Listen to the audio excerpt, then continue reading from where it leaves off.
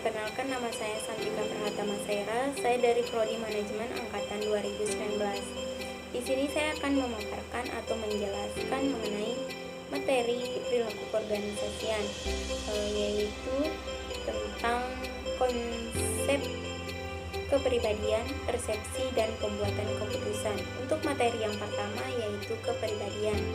Kepribadian adalah keseluruhan perilaku dari seorang individu dengan sistem kecenderungan tertentu yang berinteraksi dengan serangkaian instruksi. Adapun konsep-konsep yang berhubungan dengan kepribadian, yang pertama karakter, yang kedua temperamen, yang ketiga sifat, yang keempat ciri, dan yang kelima kebiasaan. Jadi untuk materi yang kedua yaitu persepsi.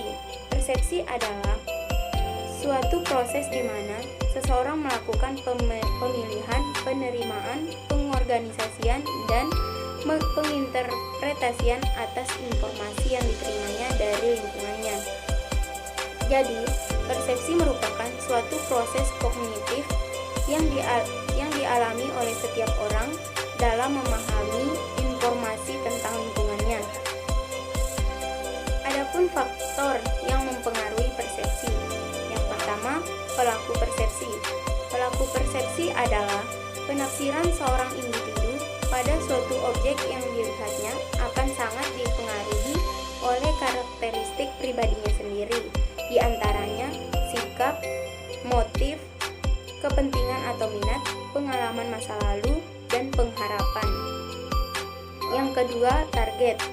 Target adalah gerakan, bunyi, ukuran, dan atribut-atribut lain dari target akan membentuk cara kita memandangnya. Yang ketiga, situasi. Situasi juga berpengaruh bagi persepsi kita. Misalnya, seorang wanita yang berparas lumayan mungkin tidak akan terlalu terlihat oleh laki-laki bila ia berada di mall.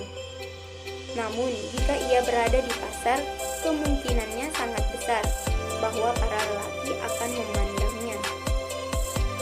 Jadi, untuk materi yang ketiga yaitu pembuatan keputusan.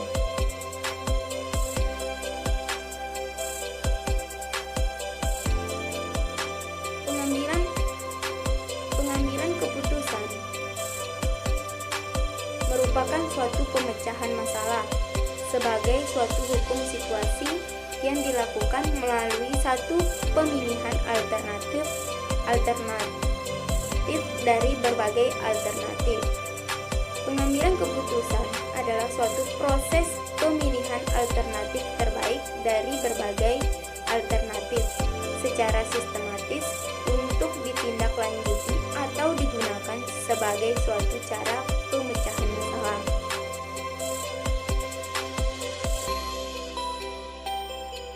Adapun proses pengambilan keputusan. Pengambilan keputusan yang optimal dan adalah rasional, artinya dia membuat pilihan memaksimalkan nilai yang konsisten dalam batas-batas tertentu.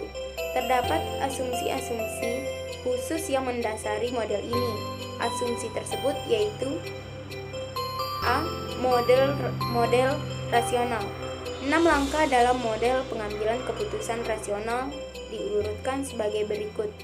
Yang pertama, tetapkan masalah. Yang kedua, identifikasikan kriteria keputusan. Yang ketiga, alokasikan bobot pada kriteria. Yang keempat, kembangkan alternatif. Yang kelima, evaluasi alternatif.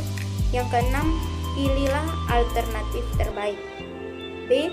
Asumsi model. Model pengambilan keputusan rasional yang baru saja digambarkan mengandung sejumlah asumsi sebagai berikut. Yang pertama, kejelasan masalah. Yang kedua, pilihan-pilihan diketahui. Yang ketiga, pilihan yang jelas. Yang keempat, pilihan yang konstan. Yang kelima, tidak ada batasan waktu atau biaya. Yang keenam, pelunasan maksimum. Jadi, mungkin itu saja materi yang dapat saya sampaikan sekarang. Bila ada kesalahan, saya mohon maaf. Wabillahi taufiq wal hidayah. Wassalamualaikum warahmatullahi wabarakatuh.